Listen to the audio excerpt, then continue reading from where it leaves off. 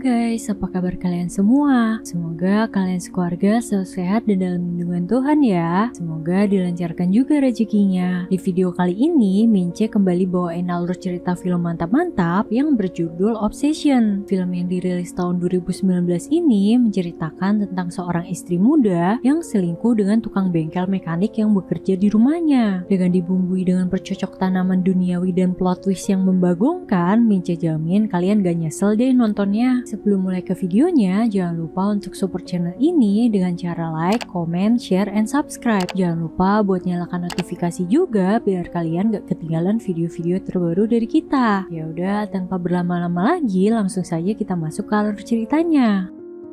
Film dimulai dengan memperlihatkan seorang pria bernama Sonny yang pergi merantau ke kota untuk melamar pekerjaan. Sayangnya Sonny datang terlambat sehingga pekerjaan itu telah diberikan kepada orang lain. Akhirnya Sonny pun harus pergi dengan perasaan yang sangat kecewa. Malam harinya, karena tidak memiliki uang untuk menyewa tempat tinggal, Sonny memutuskan untuk ngemper di sebuah gang sempit. Tiba-tiba, seorang kakek-kakek tua ditodong oleh seorang preman yang hendak merampoknya. Sonny pun langsung berinisiatif untuk menolong si kakek. Untungnya, preman tersebut akhirnya pergi dan si kakek cuma luka tergores sedikit. Stick me for $60. Beberapa saat kemudian, polisi dan ambulans pun datang ke tempat kejadian. Setelah memberikan keterangan kepada polisi, sang kakek pun berterima kasih kepada Sonny. Mereka berdua pun berkenalan dan diketahui bahwa nama kakek tersebut adalah Glenn. Right, sir, these are for paint. Tak lama kemudian, seorang wanita cantik menghampiri kakek Glenn. Eits, buat kalian yang ngira ini anaknya atau cucunya, bukan cuy. Cewek cantik yang menghampiri Glenn adalah istri mudanya yang bernama Larissa. Sebagai rasa terima kasih karena telah menyelamatkannya, Glenn pun mengajak Sonny untuk makan malam di rumahnya. Talk about that and get you a good meal under your belt while we're at.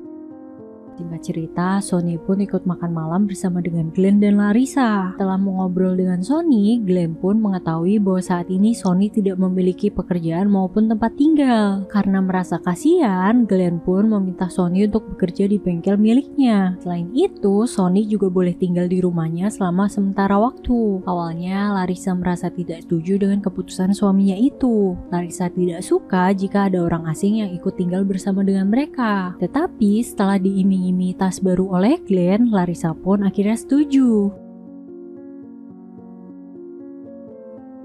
Keesokan paginya, Sonny pun mulai bekerja untuk Glenn. Saat itu, Glenn sedang memperbaiki sebuah mobil yang ingin dia hadiahkan untuk Larissa. Dan kebetulan, Sonny ini ahli dalam bidang permekanikan mesin seperti ini. Where should I get started? Well, I got a...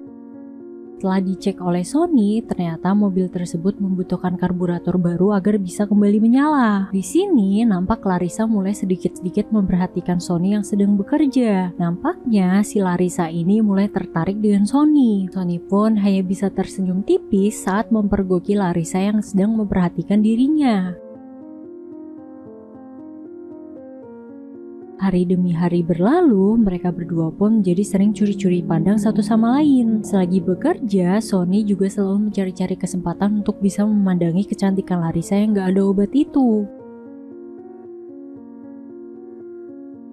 Hingga pada suatu hari, Larissa menghampiri Sonny yang sedang bekerja. Larissa meminta agar Sonny berhenti curi-curi pandang kepadanya. Larissa juga mengancam akan memberitahukan hal itu kepada Glenn jika Sonny tidak segera berhenti menggodanya. Tetapi bukannya takut, Sonny malah semakin menggoda Larissa. Sonny juga tidak segan-segan mengeluarkan jurus skill gombalan Fucek Boy miliknya karena Sonny tahu bahwa sebenarnya Larissa juga tertarik dengannya. Alhasil, Larissa yang kesal pun pergi meninggalkan Sonny. Oh, just stop it. Malam harinya, mereka bertiga pun makan malam seperti biasa. Setelah itu, Glenn mengajak Sonny untuk minum-minum es teh harum. Karena cuaca malam itu sangatlah panas, Glenn meminta Sonny untuk mengambilkan es batu dari dalam kulkas. Saat pergi ke dapur, Sonny melihat Larissa yang sedang mencuci piring. Melihat Larissa menggunakan dress mini non-seksoy membuat Sonny semakin tergoda. Sonny pun kemudian memiliki ide natskal untuk mulai menggoda Larissa tipis-tipis. Sayangnya, saat mereka berdua mulai terbawa suasana dan hendak berhasil oleh manja, Glenn sudah keburu memanggil Sonny. Saat hendak tidur, Larissa pun terngiang-ngiang dengan jurus asil lele manja dari Sony yang mantap uhuy. Begitu pula dengan Sony yang terus terngiang-ngiang dengan kejadian tadi. Karena tidak bisa tidur, akhirnya Sony pun memutuskan untuk pergi ke bengkel. Di sana, Sony mulai mencari-cari di marketplace, barangkali ada yang menjual karburator untuk memperbaiki mobil milik Glenn. Singkat cerita, Sony berhasil menemukan karburator yang selama ini dicari oleh Glenn. No. Yep, and Keesokan paginya, Sony pun langsung memberitahukan kabar baik tersebut kepada Glenn. Glenn tentu saja sangat senang dan langsung pergi ke kota untuk COD-an dengan si penjual. Akhirnya, Sony dan Larissa pun ditinggal berdua di rumah. Selama Glenn pergi, Sony memanfaatkan kesempatan tersebut untuk melancarkan aksinya. Sony pun mengajak Larissa untuk mabar pusreng dengannya. Setelah adegan percocok tanaman duniawi selesai, Glenn pun telah pulang membawa karburator mobilnya. Beauty, we found. Setelah karburatornya dipasang, akhirnya mobil tersebut bisa kembali menyala. Dan ya seperti tujuannya di awal, Glenn pun memberikan mobil tersebut kepada Larissa sebagai hadiah anniversary.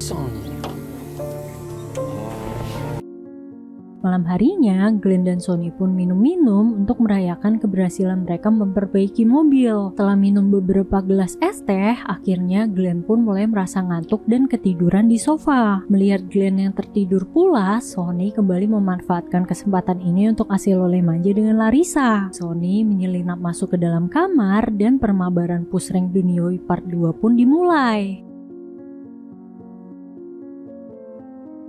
Setelah win streak 5 kali, mereka berdua pun memutuskan untuk berhenti bermain. Mereka berdua kemudian mengobrol untuk mengenal satu sama lain lebih dalam. Tanpa disadari, mereka berdua mulai jatuh cinta dan terbesit pikiran untuk kabur dari sana agar mereka berdua bisa menjalani hubungan. Sayangnya, baik Sony ataupun Larissa sama-sama tidak memiliki uang, sehingga keinginan tersebut hanyalah sebatas omongan saja.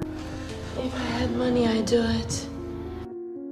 Keesokan paginya, Glenn mengajak Sony untuk pergi ke suatu tempat untuk bicara serius. Sony pun merasa panik karena mengira bahwa dia telah ketahuan selingkuh dengan Larissa. Tetapi ternyata Glenn memberitahukan sebuah rencana besar yang selama ini telah disusun olehnya. Glenn ingin membangun sebuah pusat perbelanjaan dengan berbagai fasilitas hiburan di sebuah tanah miliknya. Glenn pun meminta Sony untuk membantu mewujudkan cita-citanya itu. There, food court with shops over there. Hell. Sony pun kemudian menceritakan rencana Glenn tersebut kepada Larissa. Akhirnya muncul ide gila dari Larissa untuk menyingkirkan Glenn. Larissa ingin merebut kekayaan Glenn dan menikmati kekayaan tersebut bersama dengan Sony. it's crazy. You're the one talking. Keesokan harinya, Larissa pun mulai melancarkan aksinya. Larissa memperlakukan dan melayani Glenn dengan sangat baik agar Glenn tidak merasa curiga. About 6-8 months for base. Melihat Larissa yang menjadi semakin mesra dengan Glenn membuat Sony sedikit cemburu. Namun Larissa beralasan bahwa dia melakukan semua itu demi keberhasilan rencana mereka untuk menyingkirkan Glenn. Singkat cerita, pembangunan proyek pun akhirnya dimulai. Beberapa hari setelahnya, Sony pun izin untuk pulang kampung dengan alasan adiknya jatuh sakit. Dengan menggunakan mobil milik Glenn, Sony pun berangkat ke kampungnya. Tak lama kemudian, terlihat Larissa yang juga menyusul dengan menggunakan mobilnya. Ternyata itu semua hanyalah alibi semata. Mereka berdua malah mampir ke Oyo dan melakukan mabar pusreng duniawi. Selain itu, di sana mereka berdua juga mulai menyusun rencana. Setelah berdiskusi, mereka berdua akhirnya menemukan sebuah cara untuk menyingkirkan Glenn. Mereka akan membuat skenario seolah-olah Glenn mengalami kecelakaan di tempat kerja. Dan keesokan harinya, misi mereka pun dimulai. Sony meminta tolong kepada Glenn untuk membantunya memperbaiki sebuah traktor. Glenn yang tidak tahu apa-apa dengan polosnya membantu Sony. Dan saat Glenn sudah berada di posisi yang tepat, Larissa pun menarik sebuah tuas. Dan boom, yang terjadi adalah... Sialnya, rencana mereka tidak berjalan terlalu mulus. Tangan Sony tidak sengaja ikutan tertimpa traktor. Sony pun kemudian menyuruh Larissa untuk pergi agar Larissa tidak ikutan berada di tempat kejadian. Get rid of those shoes. Di dalam perjalanan, Larissa juga membuang sepatunya yang tidak sengaja terkena darah untuk menghilangkan barang bukti. Lalu, Larissa pun pergi ke supermarket untuk belanja bulanan seolah-olah tidak terjadi apa-apa. Tak berapa lama kemudian, Larissa pun mendapatkan telepon dari pihak kepolisian. Larissa pun pulang dan berakting seolah-olah dia tidak tahu apa-apa. Ditambah dengan sedikit akting panik menangis Bombay, polisi pun berhasil terkecoh dan tidak mencurigai Larissa. High school, he was a good guy. Malam harinya, Sony pun pulang setelah mendapatkan perawatan dari rumah sakit. Mereka berdua pun merasa lega mengira bahwa rencana mereka telah berhasil. Sekarang mereka berdua bisa menikmati segala kekayaan yang dimiliki oleh almarhum Glenn. Namun sebelum itu, Sony tidak ingin ada barang bukti. Dia mengajak Larissa untuk mengambil sepatu miliknya yang telah dibuang dan membakarnya agar lebih aman. Selain itu, mereka juga memutuskan untuk menjaga jarak selama beberapa hari agar menghindari kecurigaan. Did it just as bad as I did. Even more. Dan benar saja dugaan dari Sony. Polisi masih melakukan penyelidikan mengenai kasus kematian Glenn. Tetapi polisi tentu saja tidak menemukan apa-apa karena barang bukti telah dimusnahkan oleh Sony dan Larissa. Keesokan harinya, seorang detektif bernama Ruben mendatangi Sony yang sedang membersihkan bengkel. Detektif Ruben berusaha menggali informasi dan mencecar Sony. Namun, Sony berusaha untuk tetap tenang dan menjawab semua pertanyaan dari detektif. But I'm telling you, it wasn't like that. But she is a pretty woman, though. Akhirnya, setelah beberapa menit mengobrol, detektif Ruben pun berpamitan pulang. Tetapi, ternyata detektif Ruben tidak sebodoh itu mempercayai perkataan Sony. Dari kejauhan, dia memantau kedekatan Sony dan Larissa dengan menggunakan teropong miliknya. Singkat cerita, setelah pemakaman Glenn selesai, Sony dan Larissa pun melanjutkan proyek yang sebelumnya dikerjakan oleh Glenn. Semua pun berjalan dengan lancar sampai pada suatu malam Sony kembali mendapatkan telepon dari detektif Ruben. Detektif Ruben meminta agar Sony mendatangi kantor polisi besok pagi. Tomorrow. Keesokan paginya, Sony pun mendatangi kantor polisi dengan diantarkan oleh Larissa. Selama Sony menunggu di kantor polisi, ternyata detektif Ruben menggunakan kesempatan tersebut untuk pergi ke TKP dan melakukan reka kejadian ulang. Setelah selesai melakukan reka ulang, barulah detektif Ruben menemui Sony. Make you slow down, give you a chance to look at things a little. Detektif Ruben mulai mencecar Sony agar Sony mau mengakui perbuatannya. Detektif Ruben juga menunjukkan video reka ulang kejadian yang telah dia rekam. Namun, Sony masih belum mau mengakui perbuatan kejinya itu. You can go for now. Sesampainya di rumah, detektif Ruben menelpon Larissa agar besok pagi gantian Larissa yang mendatangi kantor polisi. Larissa pun panik dan tidak tahu harus berbuat apa. Larissa juga mengungkapkan bahwa dirinya telah hamil anak Sony. Sony pun merasa terkejut sekaligus senang mendengar hal itu. You know I do. Malam harinya, setelah berhasil oleh manja, akhirnya Sony telah membulatkan tekadnya. Jiwa kebapaan dari Sony muncul sehingga dia memutuskan untuk mengakui perbuatannya dan menjalani hukuman demi Larissa serta calon anak mereka.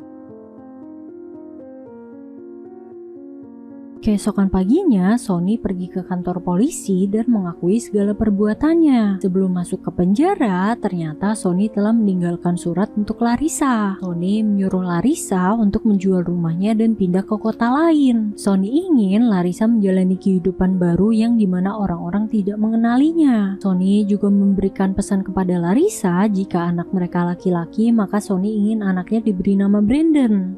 Take care of our baby. Singkat cerita, setelah beberapa tahun berlalu, anak Sony dan Larissa pun telah lahir dan telah tumbuh dewasa. Larissa selalu mengirimkan foto-foto anak mereka kepada Sony. Just like his father, very good with his hands. Tetapi plot twistnya di sini guys, kalian pasti tidak akan menyangka. Ternyata kita iklan dulu ya, hehe, nggak ada yang bercanda. Ternyata Larissa sekarang telah menjadi seorang businesswoman yang sukses, dan Larissa menikah dengan cowok preman yang merampok Glenn di awal film. Nah lo bingung nggak tuh? Dari awal semua ini sudah direncanakan Larissa untuk menyingkirkan Glenn. Kebetulan datang Sony yang mengacaukan rencananya. Larissa pun akhirnya menjadikan Sony sebagai kambing hitam agar dirinya bisa hidup dengan nyaman menikmati kekayaan Glenn. Selain itu, Larissa juga tidak hamil anak Sony, dan foto-foto yang selama ini dia kirimkan adalah anak dari karyawannya. Di akhir film, Sony harus menjalani hukuman seumur hidup tanpa mengetahui bahwa selama ini dia telah ditipu oleh Larissa. Dan cerita pun tamat. Gimana guys menurut kalian filmnya? Menurut Mince sih plot twistnya mantep banget sih. Mince gak nyangka kalau dari awal Glenn diserang preman itu sudah direncanain oleh Larissa. Oh iya, by the way, buat kalian yang mau request film buat dijadiin alur cerita boleh banget ya guys. Silahkan tulis di kolom komentar di bawah. Oke, segitu dulu video kali ini. Semoga kalian terhibur dengan alur filmnya. Last but not least, thank you for watching and see you on the next video. Bye bye guys.